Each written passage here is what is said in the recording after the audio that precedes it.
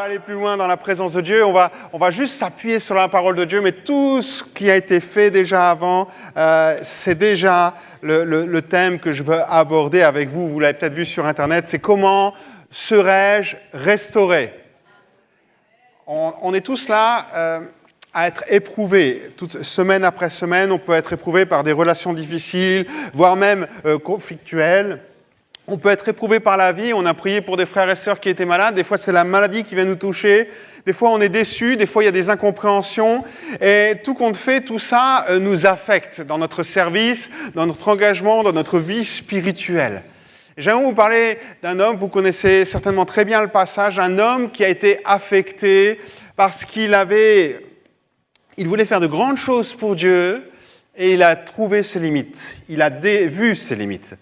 Cet homme, vous le connaissez, c'est Pierre. Pierre est un homme qui est très impulsif, qui va... Il est instantané, il est authentique. Quand il y a quelque chose à faire, le premier qui va bouger, c'est Pierre. Vous le savez un peu pour ceux qui connaissent la Bible, d'accord ? C'est le premier à dire les choses et souvent il parle avec son cœur, il est entier, mais il dit beaucoup de bêtises. Mais il y va, il est comme ça. Et il y a un épisode avant la crucifixion de Jésus. Jésus va expliquer cette crucifixion et on peut le lire en Matthieu 26, versets 33 à 35. Jésus explique qu'il va donc mourir. Et tout de suite, Pierre s'emporte et voilà ce qu'il lui dit. Même si tous les autres sont ébranlés à cause de ce qui t'arrivera, moi, je ne le serai pas. Ok, il ne sait pas du tout ce qui va se passer, Pierre. Mais il est déjà sûr que lui, il est au-dessus de la mêlée. Lui, il est meilleur.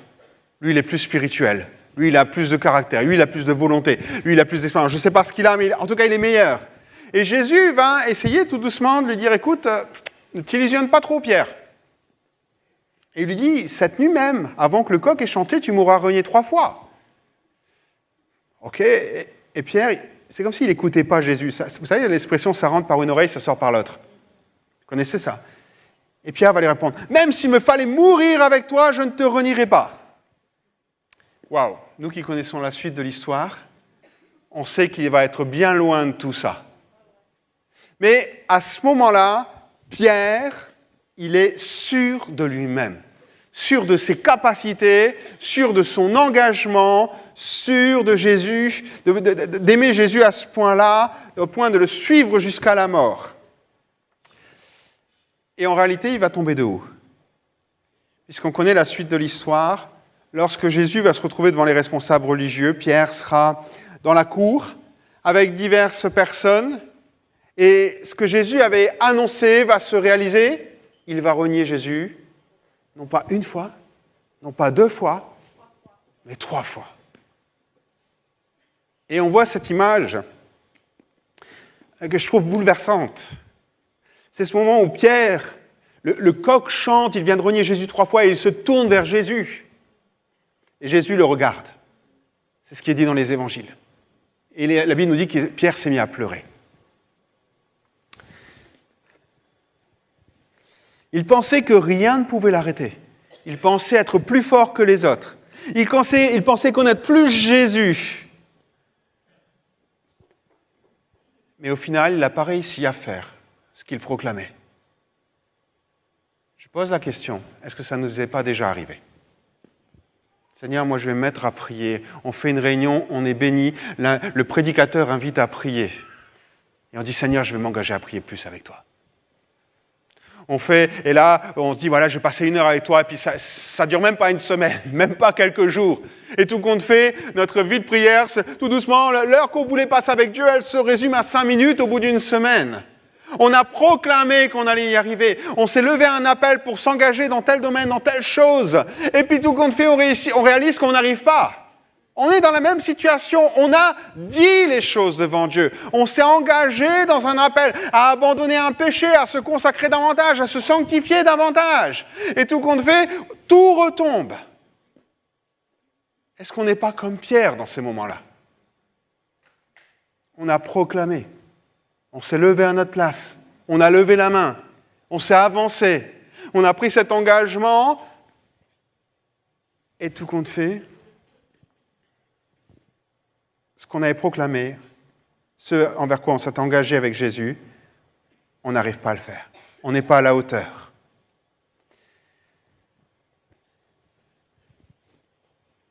Et là, Pierre, lorsqu'il va vivre cet épisode de reniement, alors il va se passer d'autres choses, on va y revenir, mais on va le retrouver, c'est sur ce passage-là que j'aimerais bien venir, en Jean 21, on retrouve Pierre à un moment au bord du lac de la Galilée.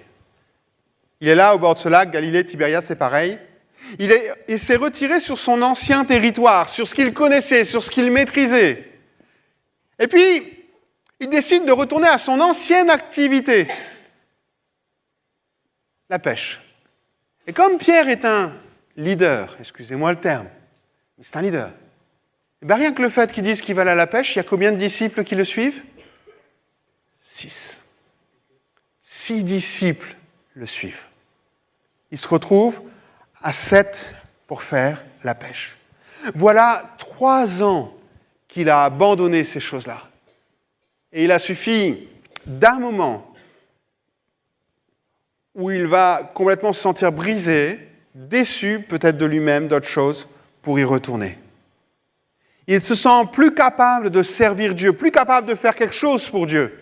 Alors qu'est-ce qu'il fait ? Il retourne à ce qu'il sait faire. Waouh! Est-ce que ça ne nous est pas déjà arrivé? Face à l'échec, face aux moments difficiles, lorsqu'on se déçoit soi-même, lorsqu'on a l'impression de décevoir Dieu. Et je dis tout de suite, c'est difficile de décevoir Dieu. Parce que Dieu nous connaît. Donc il sait déjà jusqu'où on peut aller. Il le sait. On va y revenir. Et puis là, donc il va retourner à ce qu'il connaît, à ce qu'il maîtrise. Tout compte fait, l'inconnu, c'est plus pour lui. Il y a eu trop de changements, il ne s'en est pas senti à la hauteur, pas capable, pas assez bien pour aller plus loin. Donc il retourne dans sa zone de confort, dans ce qu'il maîtrise. Combien de fois, lorsqu'on vit des échecs spirituels, on retourne dans ce qu'on maîtrise? Combien de fois on a essayé, je me souviens des périodes où je commençais à jeûner. Et vous savez, alors des fois on est complètement, c'est quand on n'a pas d'enseignement, et moi j'en avais pas à cette époque-là sur le jeûne, puis on a l'estomac, on a l'impression qu'il va sortir du ventre. Et puis là, on dit non, c'est pas pour moi, je vais mourir. Bon, on ne va pas mourir dans ces cas-là, mais voilà, c'est pas parce qu'on jeûne un repas qu'on va mourir, mais moi c'était l'impression que j'avais, j'étais jeune converti. Et puis je dis, c'est pas pour moi ces choses-là. Si, c'est pour toi. Mais des fois, donc on va retourner dans notre confort, dans ce qu'on maîtrise. Et puis, c'est pareil, la vie de prière, ok, Dieu t'appelle à prier plus, mais tu n'y arrives pas, tu ne trouves pas le temps, il y a des choses, des obstacles qui viennent et... je vais retourner dans ce que je faisais avant, c'était bien. C'était bien les 10 minutes, les 15 minutes que je prenais. Alors, ils retournent tous à pêcher, ils sont 7 à pêcher dans le lac, et là, qu'est-ce qui se passe? Ils pêchent toute la nuit. Et qu'est-ce qu'ils pêchent? Rien. C'est pas possible. 7, ils sont combien de barques là? Combien de filets ils ont jetés toute la nuit?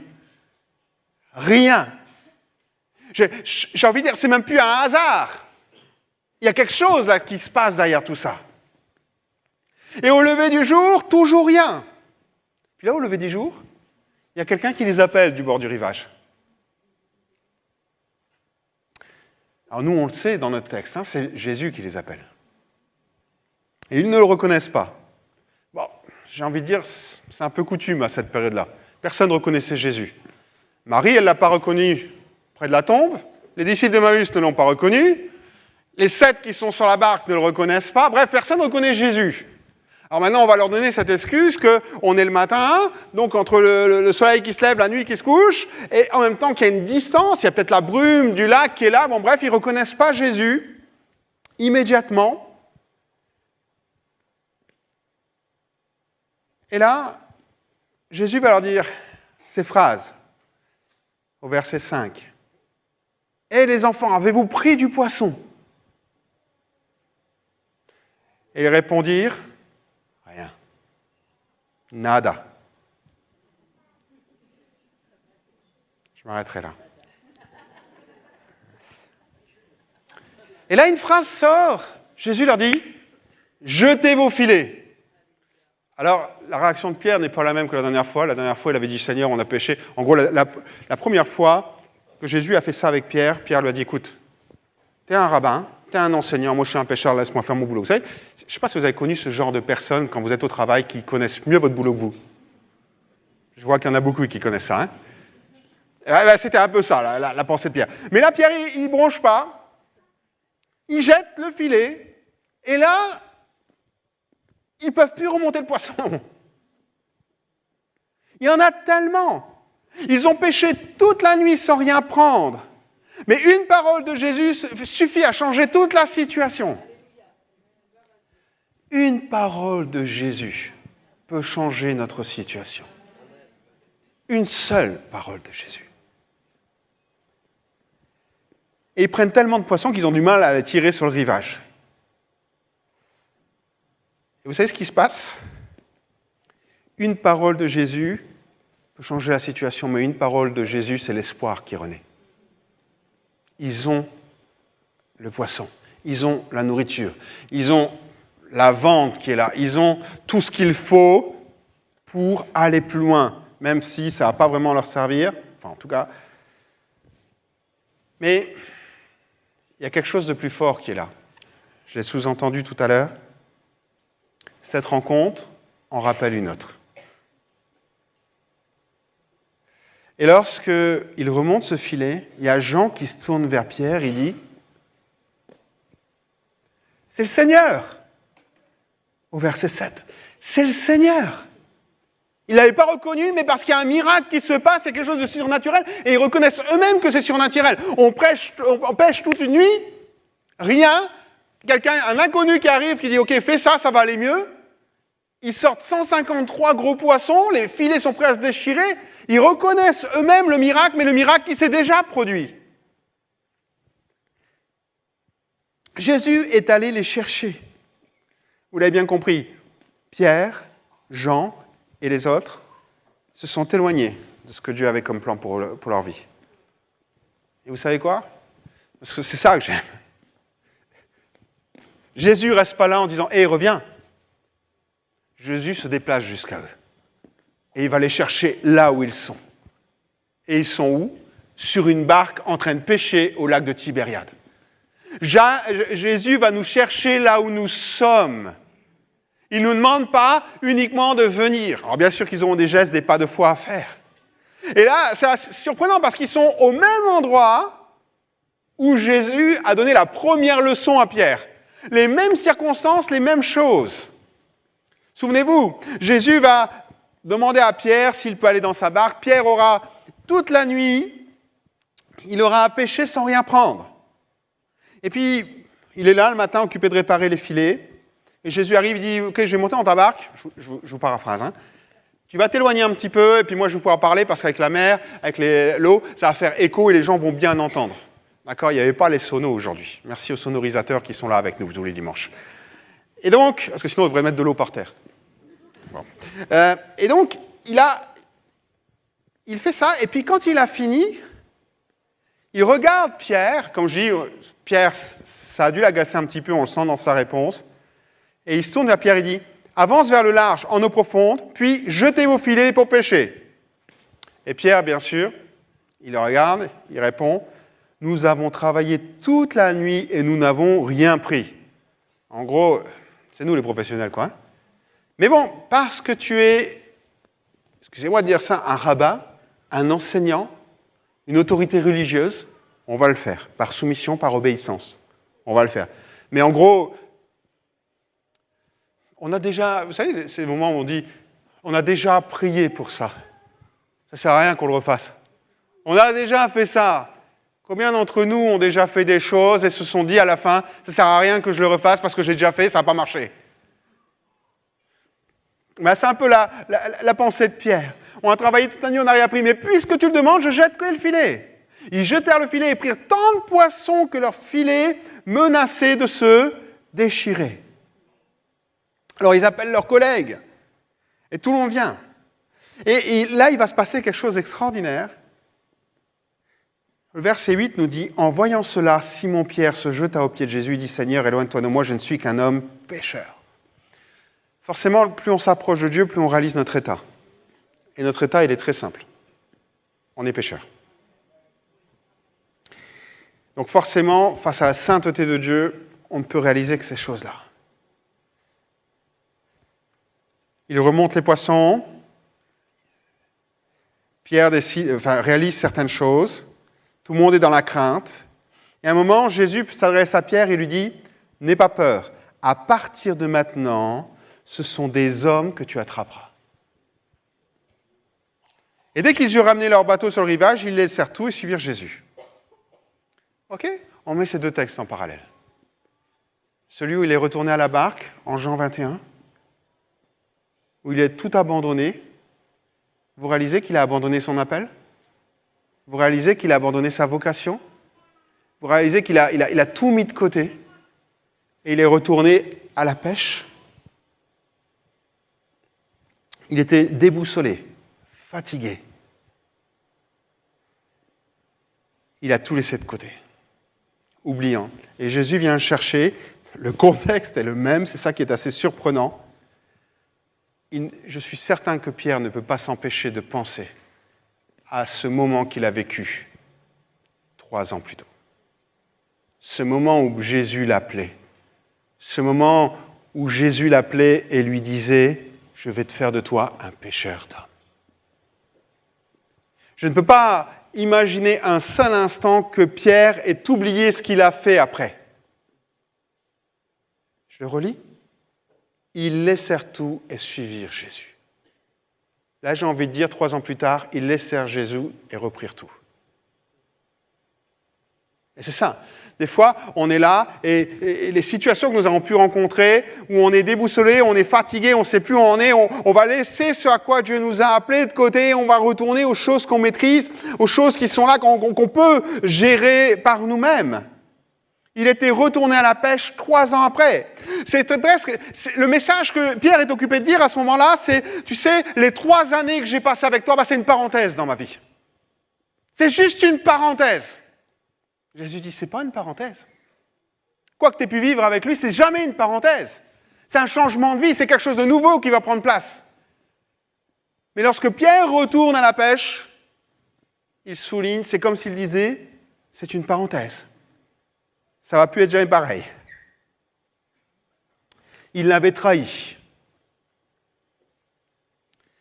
Puis là, ils arrivent sur le bord de la plage. Bon, Pierre saute à l'eau à son habitude, il se précipite vers Jésus. Ok, il arrive le premier sur la plage, il est content de voir Jésus. C'est pas étonnant. Pierre est là, et pourquoi c'est pas étonnant ? Parce que ça fait la 3e fois qu'il voit Jésus. Il a déjà vu 2 fois. Une première fois, ils sont à Jérusalem, ils sont dans une pièce. Jésus va apparaître, ils vont voir les plaies de Jésus, etc. La 2e fois, il y aura Thomas qui sera là, parce que Thomas n'était pas là, il ne croyait pas ce que les disciples lui racontaient. Et là, donc, c'est la 3e fois. Et donc, là, il vient de se passer quelque chose d'assez extraordinaire. Il pêche, il ramène, Jésus est là. Et puis, Jésus leur a préparé le petit déjeuner. Du pain, du poisson. Bon, c'est peut-être pas le goût de tout le monde, mais à l'époque, c'est pas mal. Et puis là, il y a un repas. Je sais pas, c'est vrai qu'ils sont peut-être fatigués. Et je pense qu'il y a des échanges dans ce repas. Ils ne sont pas juste regardés. Voilà, il y a quand même, ça va durer un petit moment. Il y a des rires, peut-être des souvenirs. Ah, tu te souviens quand on a fait ça, etc. Je sais pas, j'imagine. Hein. J'imagine que dans le repas, il y a eu une discussion. Et comme il n'y a rien dit de manière théologique sur le repas, je pense que ça a dû être un repas simple où ils ont juste échangé les bonnes choses et partagé. Pas un mot sur le reniement. Rien sur ce qui s'est passé. 3e fois que Pierre rencontre Jésus et toujours aucun mot sur ce qui s'est passé avec Pierre lorsque Jésus était arrêté. Rien. Jésus vient juste lui donner à manger. Mais le terrain se prépare. Non seulement Jésus a dit à Pierre, lui rappelle l'engagement, l'appel qu'il avait reçu sur sa vie, en prenant la même situation, mais il y a aussi quelque chose de particulier. Ça, on ne le voit pas, et je vais vous le mettre, je vais vous ouvrir les yeux là-dessus. Il y a une chose très particulière. Jean 21, verset 9, il est dit « Une fois descendus à terre, ils aperçurent un feu de braise avec du poisson dessus et du pain. » Vous avez dit, ok, ouais, poisson, pain, non. Non, c'est le feu de braise qui m'interpelle. Parce que le feu de braise, on ne le voit pas en français. Hein. Et pour vous qui maîtrisez le grec, le mot qui est employé par mot feu de braise, il se trouve 2 fois dans le Nouveau Testament. 2 fois dans tout le Nouveau Testament. Et je vous le donne en mille, c'est où la première fois où il se trouve ? C'est le feu de braise auprès duquel Pierre vient se réchauffer dans la cour du souverain sacrificateur. C'est le même mot. On retrouve ces 2 mots au moment où Pierre a renié Jésus et au moment où Jésus prépare le poisson. Ils sont là, vous pouvez chercher partout ailleurs, ils se trouvent nulle part ailleurs que dans ces 2 textes-là. Vous savez, qu'est-ce que c'est que les souvenirs olfactifs ? Quand vous vous souvenez de quelque chose parce que vous sentez une odeur ? Même mot. Ça sous-entend qu'il y a la même substance. C'est le même combustible qui est là, le charbon de bois, je ne sais pas. Je suis persuadé, et on voit tout doucement, Pierre. Jésus prépare Pierre à ce qui va suivre. Il le prépare.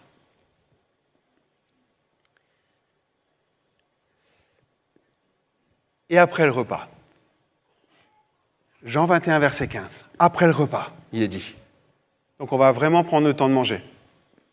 Pas au milieu, il ne faudrait pas que Pierre s'étouffe. Après le repas, Jésus, alors je sais pas, ils sont au moins 8. Ils étaient 7 plus Jésus, ça fait au moins 8. Donc quand même, devant tout le monde, Jésus se tourne vers Pierre et lui dit « Simon, fils de Jean, m'aimes-tu plus que ne le font ceux-ci » Alors la question qui tue, hein. Pierre vient de se dire « Ok, là, ça va être mon quart d'heure. Là, ça va être mon quart d'heure. » Puis il répond simplement « Oui, Seigneur, tu connais mon amour pour toi. » Jésus lui répond « Prends soin de mes agneaux. » 3 fois, il va poser la question. Ce n'est pas sans rappeler les 3 fois où il a renié Jésus. 3 fois Jésus est renié, 3 fois Jésus pose la question à Pierre. 3 fois, il a dit ne pas connaître Jésus. 3 fois, il va dire qu'il aime Jésus. On ne peut pas aimer quelqu'un qu'on ne connaît pas. Alors vous allez dire, ouais, Jésus aurait pu le faire en une question. Ça aurait été mieux quand même. Si je ne sais pas, imaginez, mettez-vous à la place de Pierre, quoi. Mais, c'est-à-dire, Jésus, il enfonce quand même le clou, 3 fois. J'ai envie de dire, non, Jésus n'enfonce pas les clous. Il les retire. Parce que ce que Pierre avait vécu, ça l'handicapait pour sa vie. Il avait abandonné le service, il avait abandonné son ministère, il avait abandonné tout ce qui est là. Jésus n'est pas là pour nous pénaliser, nous enfoncer des clous ou mettre des épines. Il est là pour les enlever, pour qu'on avance pour lui. Et Jésus va enlever ces épines, ces clous, comme vous voulez, selon l'expression que vous en prendrez. Il va retirer tout ça. Et là, Pierre, et on sent la leçon de Pierre. Simon, fils de Jonas, as-tu de l'amour pour moi, m'aimes-tu ? Et Pierre qui répond, Seigneur, tu sais tout. Tu sais que j'ai de l'amour pour toi. Je ne sais pas ce qui se passait dans la tête de Pierre lorsqu'il a dit à Jésus, je mourrai avec toi, ils peuvent tous te renier, pas moi je ne t'abandonnerai pas. Je ne sais pas ce qui s'est passé. Est-ce qu'il devait se prouver quelque chose ? Est-ce qu'il voulait prouver quelque chose à Jésus ? Des fois, c'est ça, hein ? On veut se prouver quelque chose parce que toute ta vie, on t'a dit que tu étais nul, que tu étais bon à rien, qu'on t'a critiqué, ou bien que tu avais un métier qui n'était pas à la hauteur, ou je ne sais trop quoi, et puis tu veux prouver des choses. Je ne sais pas si Pierre voulait se prouver des choses ou prouver à Jésus qu'il était au-dessus de la mêlée, au-dessus des autres. Je ne sais pas. Mais maintenant, il n'est plus à dire « Seigneur, oui, je t'aime plus que tous ». Il dit « Seigneur, tu sais. Tu sais tout l'amour que j'ai pour toi. » Il vient de réaliser une chose.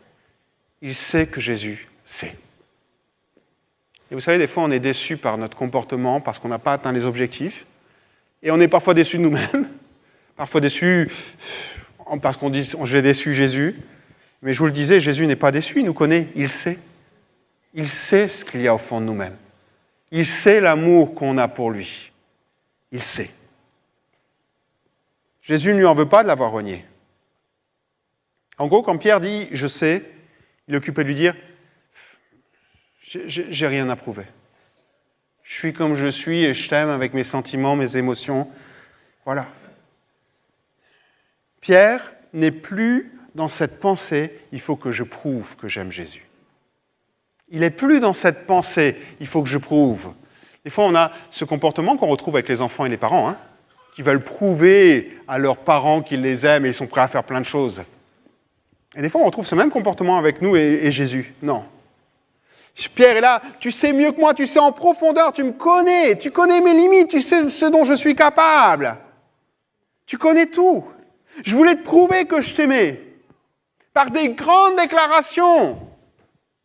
Mais je réalise que je ne suis pas à la hauteur de mes déclarations. C'est pour ça, faisons attention à ce qu'on dit à Jésus. Des fois, on le loue, mais est-ce que les déclarations sont en adéquation avec notre cœur ? Est-ce qu'on est capable de faire les choses qui sont là ? Jésus n'a pas été choqué ni déçu par Pierre, il savait. Et moi, je me suis mis un peu à la place de Jésus dans cette situation-là. Pierre a renié Jésus, d'accord. Puis Jésus arrive et dit « Pierre, est-ce que tu m'aimes ?» Okay. Moi, j'aurais plutôt dit à Pierre « Bon, t'as compris la leçon ? Okay, elle en est où ta foi maintenant ? Okay, alors, explique-moi, qu'est-ce que tu as compris de ce que tu as vécu là ? Ça a été quoi les leçons ? Je sais pas, vous n'avez pas fait pareil ? On n'aurait pas demandé des explications un peu plus ? Dire voilà, maintenant tu as compris, tu vas te consacrer là ? Tu as compris les choses ? Tu as compris que c'est sérieux ce qu'on fait ? Je sais pas, moi, je lui aurais dit plein de choses comme ça. Non, vous n'auriez pas fait ça ? Non, vous êtes très spirituel, vous auriez dit Pierre, m'aimes-tu ?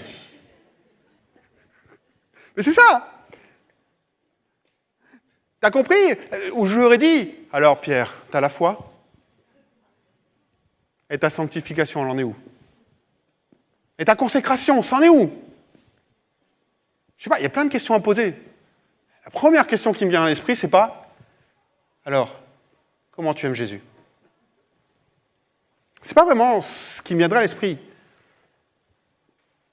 Et pourtant, c'est ce que Jésus va dire. Et ça, c'est fort. Ça, c'est fort. Ça, c'est fort parce qu'on découvre au travers de ça, lorsque Jésus dit les choses, il dit « Pierre, tu m'aimes ? Oui, je t'aime, Seigneur, tu le sais. » Bon, il y a un jeu de mots avec le mot « aimer », mais je le mets de côté. Il dit « Tu sais que je t'aime. » Ok. Tampon, apte à service. Ah bon, c'est juste ça le test pour rentrer dans le service ? C'est juste ça ? C'est pas combien de temps tu passes en prière, combien de fois tu as lu ta Bible, est-ce que tu connais le grec, l'hébreu, l'araméen, l'akkadien et tout ça ? Non ! Il ne lui demande pas combien de versets tu peux réciter, qu'est-ce que tu as retenu de ce qu'on a passé 3 ans ensemble ? Est-ce que tu m'aimes ?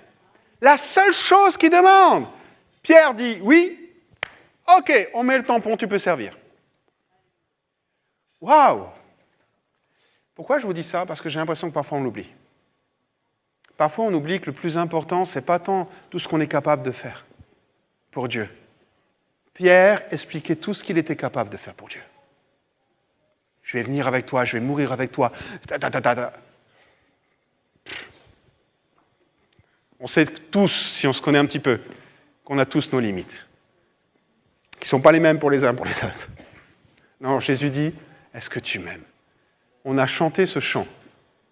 Et j'espère que si on le rechante, je regarde notre très chère conductrice de louange, quand on va chanter qu'on aime Jésus, on ne chantera plus de la même manière, mais en pesant chaque mot qui est là, sans se comparer, sans être là. Tout compte fait, ce que Jésus est en train de dire, tu sais, la seule chose que j'attends de toi, lorsque tu me sers, lorsque tu avances avec moi, c'est ton amour. C'est tout ce que j'attends. Ça veut dire, c'est tellement simple. Non, c'est pas si simple que ça, parce que de l'amour que l'on a pour Jésus découle tellement de choses. Si on aime Jésus, il y a plein de choses qui se passent.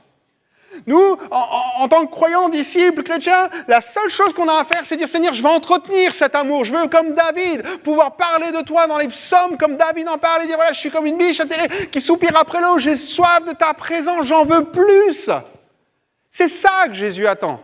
Juste, non pas des mots vides et stériles, mais un amour sincère, authentique. Pourquoi ? Parce que l'amour sincère et authentique bouscule les choses, nous pousse à changer. Jésus dira en Jean 14, verset 21, « Celui qui m'aime, c'est celui qui retient mes commandements et les applique. » L'amour qu'on peut avoir pour Jésus a des conséquences dans notre vie, dans notre engagement, dans notre relation les uns avec les autres. 1 Jean 5, 1, « Celui qui croit en Jésus, que Jésus est Christ, est né de Dieu. Et celui qui aime le Père, qui fait naître la vie, aime aussi les enfants nés de lui. » Aimer Dieu, on applique sa parole. Aimer Dieu, on aime les autres. Waouh! Et si tout compte fait, nos relations, le service, c'était aussi simple que ça. Aime Jésus. Développe ton amour pour Jésus. Et des choses vont couler autour de toi. Je vais conclure.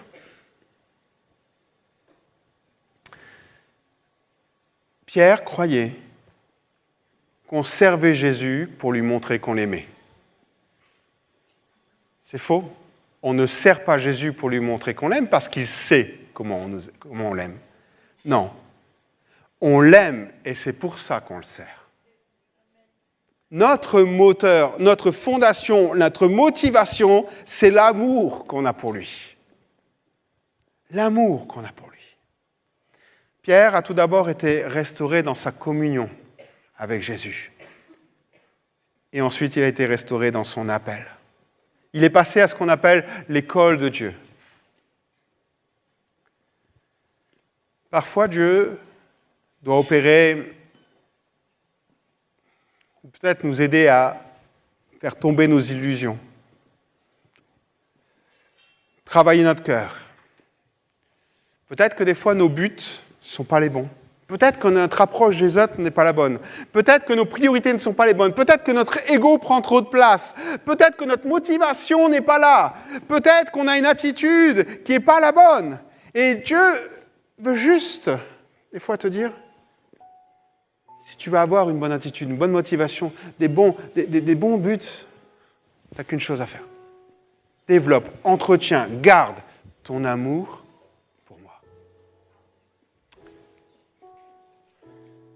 J'aimerais vous dire ce matin, Dieu veut encourager chacun d'entre nous. Je ne sais pas où vous en êtes, je ne sais pas si ce matin il y a des choses qui résonnent dans votre cœur et je le souhaite de tout mon cœur, mais juste cette phrase, tout n'est pas fini. Tout n'est pas fini.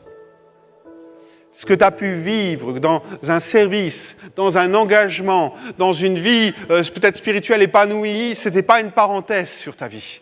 C'était le projet de Dieu pour toi. Et ça l'est encore aujourd'hui. Et peut-être que tu ne le réalises pas ce matin, mais là, tu étais sur ton lac de Tibériade et Jésus vient te chercher là où tu es. Pour te dire, est-ce que tu m'aimes ? Et je sais que la réponse de chacun d'entre nous, c'est oui. Alors si tu m'aimes, reprends le flambeau. Que ta douleur, tes déceptions, tes tristesses ne te ferment pas les yeux sur ce que Dieu veut faire pour toi. Ce matin, Jésus t'appelle, t'invite à sortir de la barque. Vous savez ce que représente la barque, hein ? C'est le confort. C'est ce qu'on maîtrise. Tant qu'on est dans la barque, on ne marche pas sur les eaux. Et Dieu t'invite à sortir de cette barque ce matin. Est-ce qu'on peut incliner nos fronts quelques instants ? Et j'aimerais prier pour vous, mais j'aimerais aussi inviter peut-être ceux qui, ce matin, se retrouvent d'une manière ou d'une autre dans la situation de Pierre. Complètement désabusés, pensant que certaines choses qu'ils ont vécues avec Dieu n'étaient qu'une parenthèse, ayant vécu des traumatismes, des échecs, des déceptions et tout un ensemble de choses. Et j'ai envie de te dire, la seule question que Jésus te pose ce matin, c'est « Est-ce que tu m'aimes ? Est-ce que tu aimes Jésus ?» Cette réponse, elle t'appartient. Elle fait partie de ta restauration. Alors j'aimerais, juste avant on va chanter ce chant dans quelques minutes, mais j'aimerais juste avant, si vous le permettez, prier avec tous ceux qui sont là. Tous ceux qui ont besoin simplement d'être restaurés. Tous ceux qui ont besoin de guérir peut-être. Tous ceux qui ont besoin de reprendre leur marche. Tous ceux qui ont mis de côté certaines choses dans leur vie spirituelle et qui veulent dire ce matin, je vais reprendre ma marche avec Jésus. Mon service, mon engagement, je vais reprendre ma vie spirituelle parce que j'aime Jésus. Alors si c'est ton cas ce matin, j'aimerais prier pour toi et j'invite tous, je vais t'inviter simplement à te lever à ta place, là où tu es. Juste te lever là où tu es, à ta place. De la même manière que Pierre est sorti de son confort, de cette barque, il a nagé vers Jésus. Symboliquement, ce que tu vas faire là, c'est comme si tu sortais de ton confort et tu te précipites vers Jésus. Là où tu es. Et dans quelques instants, on va prier pour toi. Oh Jésus. Alléluia. Juste quelques instants de réflexion. Peut-être que tu as besoin de guérison, tu as besoin de réfléchir à certaines choses, mais sache que c'est un temps de restauration. Juste un temps de restauration. Et je sais déjà la réponse que tu apportes à la question que Jésus te pose. M'aimes-tu? Je sais que ta réponse est oui. Alléluia. Je laisse quelques instants encore pour ceux qui veulent se lever. Je sais que des fois, il y a des combats qui sont là. Et on va prier. Et ceux qui sont là, qui ne se lèvent pas, commencez déjà à prier pour que le Saint-Esprit commence à agir. Commencez à prier. Demandez l'action de Dieu. Surtout ceux qui sont là. Demandez l'action de Dieu. Alléluia. Seigneur, on se tourne, Seigneur, ce matin devant toi. On s'abandonne entre tes mains, Seigneur Jésus. Seigneur, je te prie pour chaque personne, Seigneur, qui s'est levée, Seigneur mon Dieu. Chaque personne qui a besoin d'une restauration. Chaque personne qui a besoin d'être encouragée à aller plus loin. Qui a besoin juste d'un attouchement pour continuer ce matin, Seigneur. Je te demande maintenant, Seigneur, que ta grâce, Seigneur, descende, Seigneur mon Dieu. Que ton amour, Seigneur mon Dieu, les saisisse, Seigneur. Qu'ils puissent réaliser combien tu es précieux pour eux. Qu'ils puissent réaliser que quoi qu'il soit passé dans leur vie, tu sais, Seigneur, et tu leur en tiens par rigueur. Qu'il n'y ait aucune culpabilité qui vienne dans leur vie. Mais que bien au contraire, Seigneur mon Dieu, ce matin, Seigneur, en décidant de se lever, en décidant de sortir de leur barque, Seigneur mon Dieu, tu puisses leur dire, Seigneur, que tu les rétablis, que tu les encourages, que tu les renouvelles dans tout ce qu'ils vivent, Seigneur mon Dieu. Merci, Père, pour tout ce que tu vas faire, Seigneur. Ce matin, Seigneur mon Dieu, on se tourne vers toi et je te les remets tous, chacun pour leur part entre tes mains. Seigneur, merci. Merci pour ces cœurs restaurés. Merci pour ces vies changées. Que toute la gloire t'appartienne, Père, ce matin. Merci, Seigneur. Alléluia. Est-ce qu'on peut ensemble peut-être juste se lever et déclarer tous ensemble? Et je crois que c'est une voix, c'est une chorale, c'est un son, une louange qui va plaire à Dieu parce qu'elle vient de nos cœurs et lui dire simplement, non pas Seigneur, merci pour ton amour, mais Seigneur, je veux te dire que je t'aime. Je t'aime, Seigneur Jésus. Alléluia.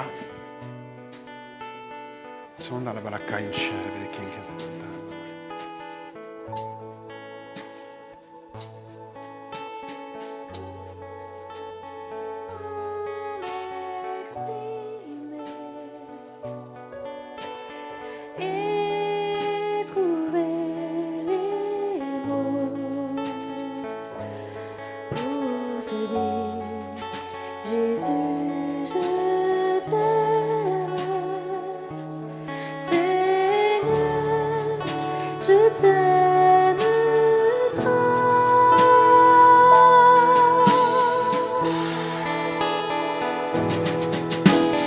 De mon cœur s'élève un chant, un peu de louange qui rafraîchit mon âme.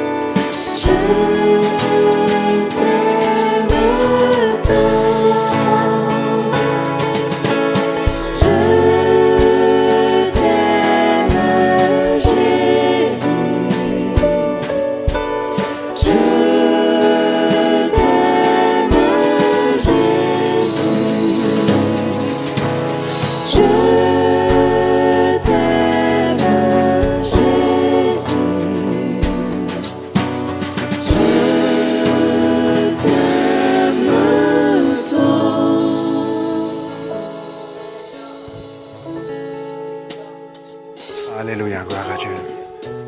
Alléluia. Disons-lui quelques mots ensemble. Disons-lui, Seigneur, combien on l'aime. Avec vos mots. Dites-lui peut-être pourquoi vous l'aimez. Dites-lui simplement, Seigneur, je t'aime. Pour qui tu es, pour ce que tu as fait à la croix. Qu'on puisse élever tout simplement, peut-être quelques instants, courtement, nos voix devant lui. Et lui dire combien on l'aime. Que ce ne soit pas, ce qu'on lui dise, que ce ne soit pas des paroles qu'on répète d'un chant, mais que ce soit un cri du cœur. Des paroles qui viennent de nos cœurs. Des paroles qui viennent du fond de nous-mêmes. Des paroles qu'on pense et qu'on a réfléchi. Alléluia, Seigneur. Oh, Jésus.